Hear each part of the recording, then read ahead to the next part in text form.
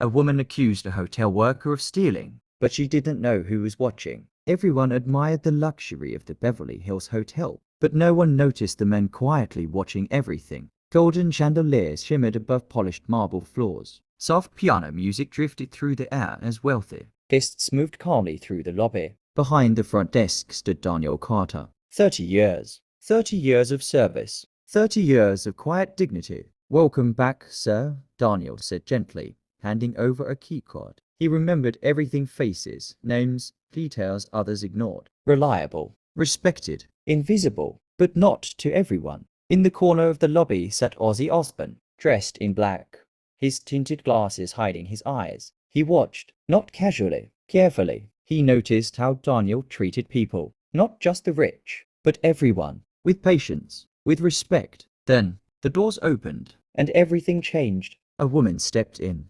elegant, confident, cold. Her heels echoed sharply across the marble floor. Victoria Langford. She didn't smile, didn't greet anyone. I expect the best room available. Daniel nodded calmly. Of course, ma'am. But across the room, Ozzy kept watching. Something felt off, and in a few minutes, he would be right.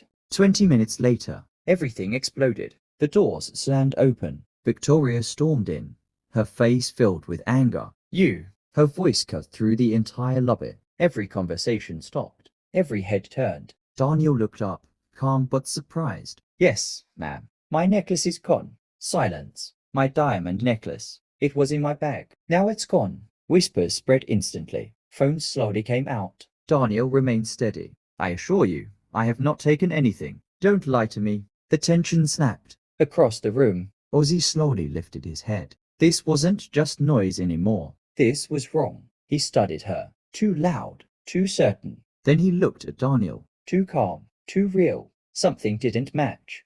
The manager rushed in, his polished shoes striking sharply against the marble floor. What's going on here? He demanded, eyes moving quickly between Victoria and Daniel. Victoria didn't hesitate. Her arm shot forward again, finger steady. He stole from me. The word stole echoed louder than it should have. A soft gasp spread across the lobby. Conversation stopped mid-sentence. Even the distant clink of glasses from the bar faded into silence. Daniel looked stunned. No, sir, I didn't, he said quickly, shaking his head. His voice wasn't angry. It was confused, hurt, but something had shifted. Moments earlier, he had been just another trusted employee. 30 years of loyalty stitched into the fabric of this hotel.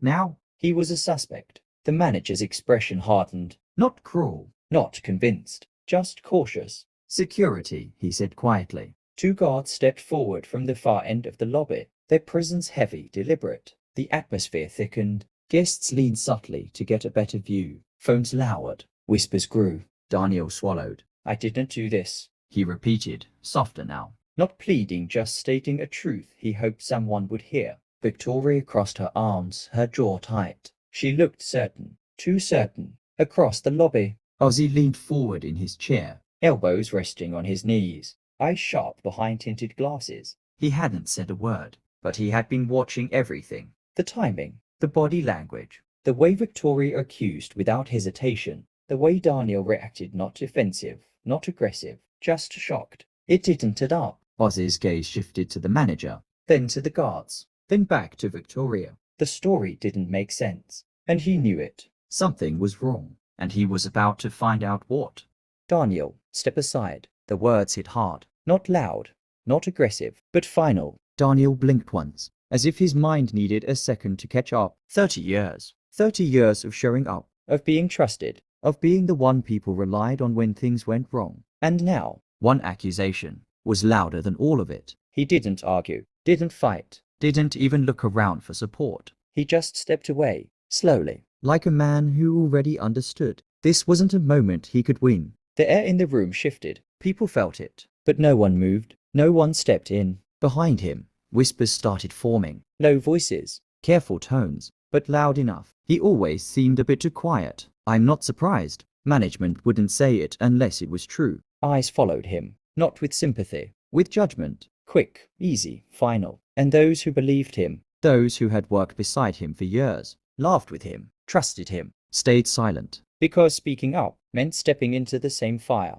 Daniel looked down. His shoulders slightly lowered now. Not defeated, but heavy. I didn't do this. The words barely left his mouth. Soft, almost like he knew they wouldn't change anything. No one answered. No one questioned it. No one defended him. Because sometimes silence is louder than lies. Across the room, Ozzy Osbourne's jaw tightened. His hands clenched. He had seen this before. Power replacing truth. Confidence replacing evidence. He didn't like it, but he waited for the right moment. Then, Ozzy slowly stood up. Not rushed, not angry, just calm. But the moment he rose from his chair, the entire room shifted. Conversation stopped. Heads turned. Whispers began to spread through the lobby. People started recognizing him. Some stared in disbelief. Others leaned closer, whispering his name. Ozzy took a slow step forward. Then another. Calm, confident, unshaken. The tension in the room grew heavier with every step he took toward the front desk. Finally, he spoke. Hold on. His voice wasn't loud, but somehow everyone heard it. The lobby fell silent. Even Victoria stopped talking. Ozzy looked at her, then at the manager, then at Daniel. His expression was serious now. I've been sitting here the whole time. A pause. I watched everything that just happened. The silence in the room became deeper, because now this wasn't just an accusation anymore. Now there was a witness, and not just any witness. The entire room realized who had been watching. Ozzy Osbourne. Ozzy pointed calmly toward the elevators. You left your bag open. Victoria froze, her expression tightening. And someone walked past you. The room leaned in, every voice fading into silence. I saw it. Her confidence cracked, just slightly, but enough to show. That's not. Ozzy didn't raise his voice. Check the cameras. Silence fell heavier than before. The manager turned immediately. Review the footage. Minutes felt like hours. Then, the truth appeared. A stranger. A quick hand. The necklace gone. Not Daniel. Never Daniel.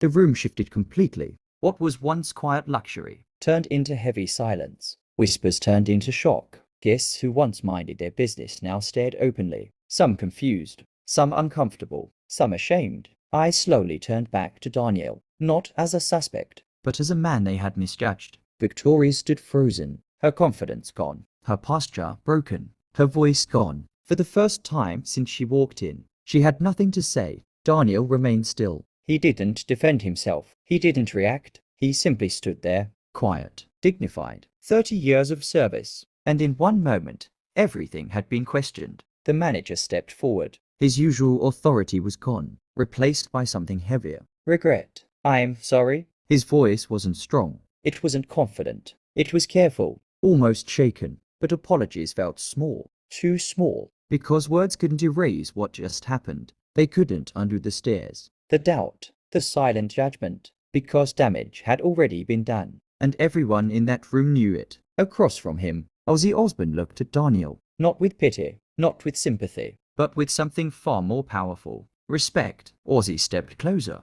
The tension in the lobby hadn't fully disappeared, but something had shifted. Daniel stood still, uncertain, exhausted from defending himself. Then, Ozzy reached out and hugged him. Not for attention, not for applause, but because it was right. The entire room fell silent. Guests who had whispered minutes earlier now watched in stillness, because in that moment, it wasn't about celebrity. It wasn't about influence. It was about truth, about standing beside someone when no one else would. Daniel's hands slowly lifted, returning the embrace. His eyes closed briefly, as if the weight he had been carrying was finally lifted. Ozzy pulled back slightly. You did nothing wrong. The words were quiet, but they carried across the lobby. And for the first time that night, Daniel wasn't invisible. He was seen, and everyone in the room knew it.